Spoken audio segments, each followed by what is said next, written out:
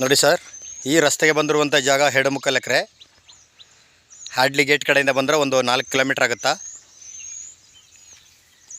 Malavalli Kanakapura highway ರೋಡಿಂದ ಒಳಗಡೆಗೆ, ತಾರ್ ರೋಡಿಂದ ಒಂದು 1/4 ಕಿಲೋಮೀಟ್ರ್ ಆಗುತ್ತೆ. ಲ್ಯಾಂಡ್ ಕಡೆ ತೋರಿಸ್ತೀನಿ. 2.25 ಎಕರೆ ಇದೆ ನೋಡಿ.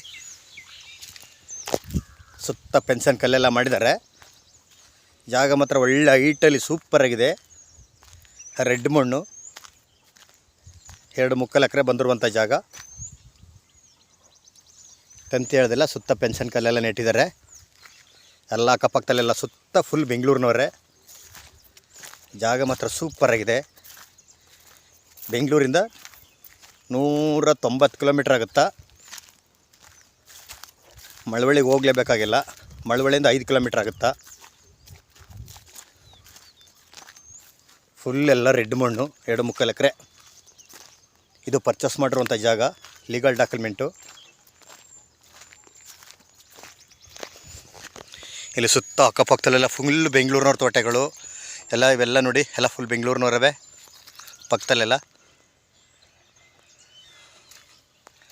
ಮಣ್ಣಂತೂ ಎಲ್ಲ ಫುಲ್ ರೆಡ್ ಸಾಲು. ಒಳ್ಳೆ ಹೈಟಲ್ಲಿದೆ ನೋಡಿ. ಹಿಂದಗಡೆ ತೋಟನೂ ಇಲ್ಲೇ ಲೋಕಲ್ನವ್ರದ್ದು. ಸಾಕತ್ತಾಗಿದೆ ಜಾಗ ಅಂತೂ. ಮೇನ್ ರೋಡಿಂದ ಒಳಗಡೆಗೆ 4 ಕಿಲೋಮೀಟ್ರ್ ಆಗುತ್ತಾ.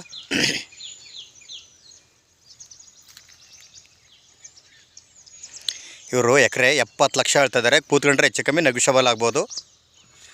2.25 ಎಕರೆ ಐತೆ.